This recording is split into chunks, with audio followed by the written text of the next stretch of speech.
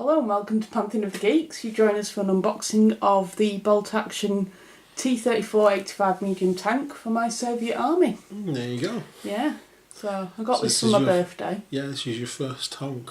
Tonk. Your first tonk.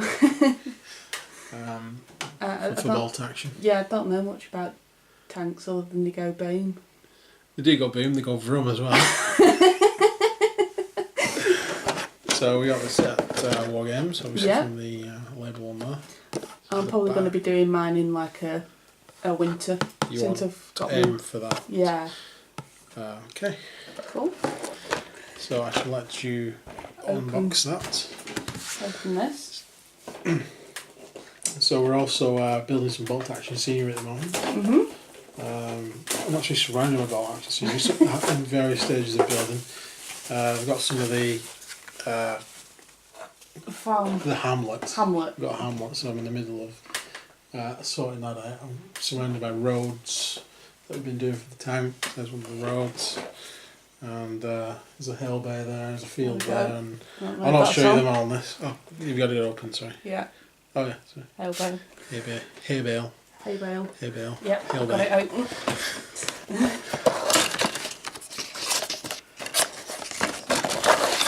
That's all. There we go. Oh, cool. There's the instructions. Instructions. So those are the Soviet decals. Cool. Just that. And then we have. It's a lot like the Panda. It's got a massive amount of parts to it. We have that sprue there, which has the tracks on the bottom part, and the wheels, which are all on one sprue part. We've got a spare bit of track there, both for decoration purposes. Don't know what they are. Then we have this sprue, which has the top part of the hull, parts of the turret, gun mount. Looks like I've got a driver with it. Oh, cool. Optional driver, or gunner, should we say. And then we have these, which will be the fuel tanks, I think. They go on the back. And instructions basically a two-sided thing. So we have turret assembly there, we have the body assembly there, and on the other side we have the track assembly, and then the extra parts that go on the back. And also we have optional bits there. I'm not sure what they are, where they're just like... Is it not bits where they can hang off? Yeah, I think that might be what it is. Cling to or whatever. And then you have an optional thing at the front there. Not sure what that is, whether it's like, it's obviously a gun. I'm not sure what the difference is. So we'll have a look at that when we get to it. So we'll start by taking everything off the sprues, I think. Okay. And then obviously we'll start with the turret. We'll do it in order. We'll do the turret bit first. Okay? Okay. So we're back. So I've got some of the parts off the sprues that we need first. So the first thing I'm going to do, I'm going to get these parts here and glue them onto the bottom part there, so they can be setting and ready. They're like it's where the wheels attached to on the base. I think that's at the back of the tank. So I'm going to glue those bits on there, like so. And then we're going to start with the turret. Now we're not going to use, you get the little stopper with the turret, and what you do is you put that on there. Underneath you can glue that on to stop the turret from falling off, which is fine if you don't want to take the turret off. And you can also glue it in a way that it will still rotate. You just have to be very careful with the glue when you do it. It's not what I'd recommend. If it's not very secure, I'd recommend a magnet, because I like to be able to remove the turret to show that it's been blown up, and then you can put the turret off down by the side, or just take the turret off entirely and put a blast marker where the turret was. So we're not going to be using the little plug. I can always come along later and shove some green stuff in there and put a magnet in if it's not secure enough. But I think once it's got the weight of the turret, it should be okay. So we'll get the turret together and I can test that then. So the turret's going to consist of that bottom part there, top part there. So I've got the wrong way around instantly. Yay! Those two parts will go together like that. We have this bit here, which doesn't really move up and down, I don't think. I think it just sits in place. And then we have the actual barrel. Claire's decided not to have the guy actually, because on the sprue there's a bloke you can have coming out of the turret. We're not going to bother with that, we're just going to have it closed. So that means that will be stuck on there. So let me go ahead and stick that and that together and we'll be back. Okay, so with the turret completed and that bit dry, we're going to assemble the tracks onto the bottom part of the hull. So none of these are numbered. So what you're looking for, if you're doing this yourself, there's a flat track goes on the top. There's 3 little segments cut out of that track, if you can see that on the camera. They're going to line up with the 3 grooves on the side of the bottom part there. They're also going to line up with the 3 grooves on there. So what you can do, you can stick this on first if you wanted to, but what I'm going to do, I'm going to do it all together. I'm going to stick the top and the bottom parts of the tracks to the tracks and stick them on to the side. This one, you've got to make sure that the smallest wheel there lines up with the most acute angle if you're going off in that direction. I think it's the most acute angle anyway. It lines up like that basically. If you can see that on there. And then the larger wheel will line up with that. I'd dry fit it all first if you're unsure. Make sure that the 2 ends of the tracks meet like that when you put them together, so you know you got the right tracks and which parts to go with them. So I'm going to stick them on the sides of that and then we'll be back when I've done that. There we have the tracks onto the kit. Dead easy, no problem with that. The last part is literally just to put this on. So this is your last chance to decide whether you want to keep that or not, because once you've glued this on you're not going to be able to get. No, I want it to be able to, I can take it off. Yeah, so literally to glue this along there for security, we'll put some there and down here as well. If it runs, make sure it runs inwards and not downwards with your glue, always a good tip. Start using this Revel glue, it's got a nice long metal applicator. That is the tank done. Just make sure it lines up. That is the main bulk of the tank done. So what we're going to do now is the extra bits. So the extra bits on here are the what appear to be fuel tanks. I think they're like stowage things. Yeah. So the stowage things go on here optionally. Fuel tanks are going to go on these little pegs at the side, so there's 2 there and 1 there. And then we have a light which goes into this socket at the front, and we have a bit of track which optionally goes on the front there. And then we have the option of these 2, I think they're just machine gun posts. So we'll decide which one you'll put in, and of course the antennae. Which actually goes onto the turret, which is a sensible place to put the antennae, unless you know you're German and you want to stick it on the back so your turret hits it. Just saying, that's how the Panda's made. Right, so let's get these extra parts together. Okay, so we're just back. So briefly, these 2 parts, I think they're like the stowage. There's like a small one and a larger one. I'm not sure what impact that has. Either way, whichever one you choose, will fit on there over those 2 little blips. Like that so. one will be fine, yeah. That one? Yeah. Yeah, so we'll glue that one on. These are the extra tanks. They will just fit on there, like so, and they glue on there. They're made of 2 parts like this one. I left this one open, and you just put both sides together. Same with these small drums which are rolling away from me.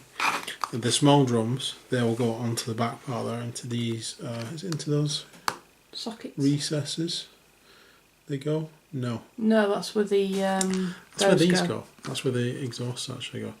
And they go pointing down. Like, they're going to stay there, like that, yeah.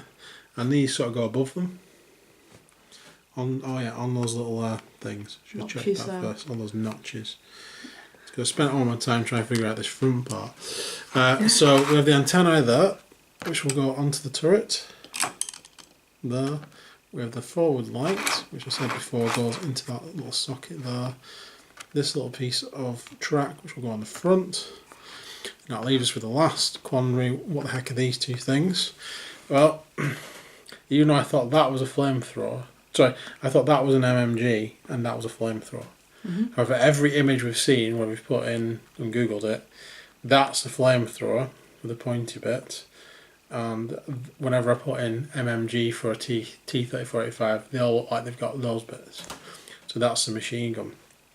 So when the Soviet rulebook, which Claire's now got, which we didn't have when we've done any other video. We didn't. So I'll say at this point, the other videos we've done for bolt action before this, we didn't have any of the rulebooks.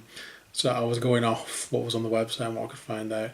Then I bought the first rulebook, sorry, the second rulebook, which had all the things in the back for each faction. And then the Soviet special ruling, that was basically a free squad with any upgrades you want. However, the Soviet book doesn't say that. It says you've got to have a rifle squad. So we made some errors in the first two videos, which I know about. So people will probably have commented and said that's wrong, but I don't know it's wrong because now I've got the other book. So there's some readjusting to do on the armies. But Claire's going to be using the T34 tank anyway, she decided. Yeah. That.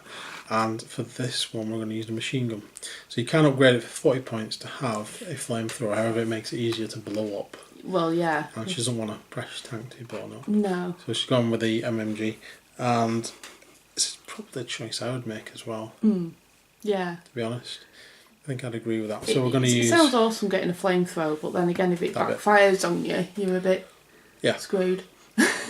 So there we go. So I'm going to finish sticking this together and then we'll be back with the finished tank. There we go. Cool. The tank is complete. I like. You like that one, do you? I do, yeah. It's pretty funky, that. I do actually like that. I like that a lot.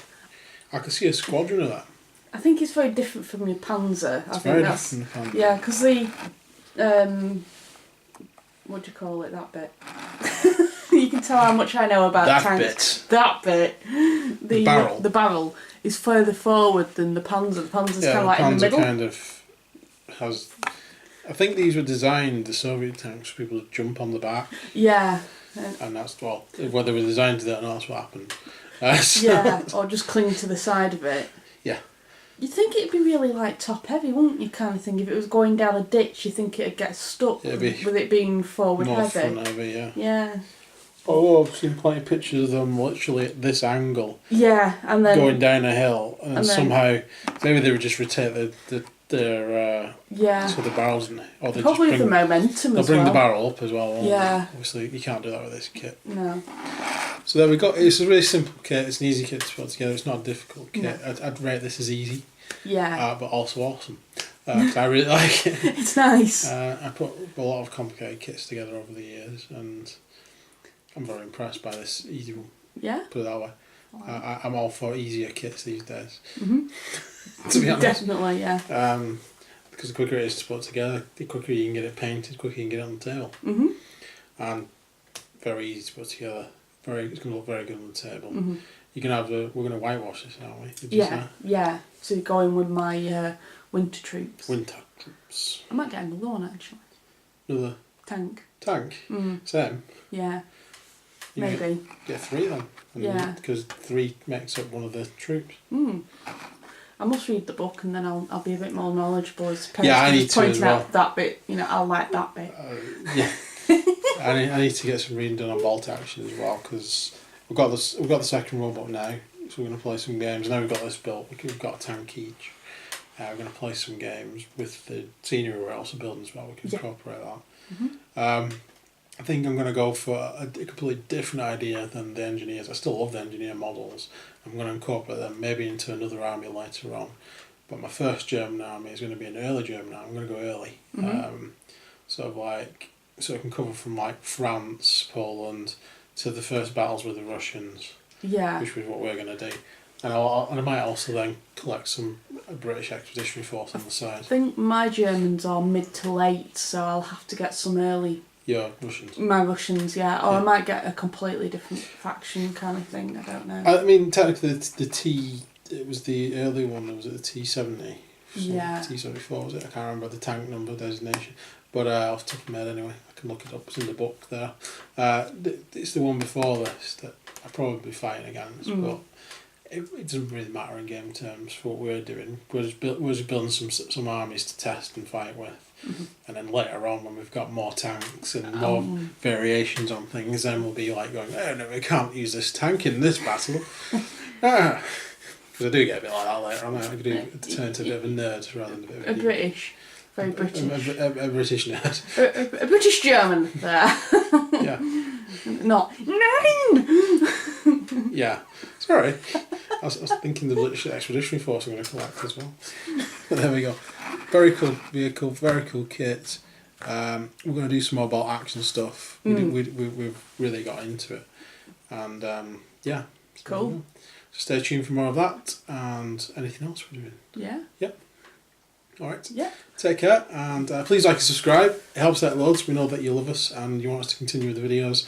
And we'll see you again soon, guys. See you soon. Take care. Bye.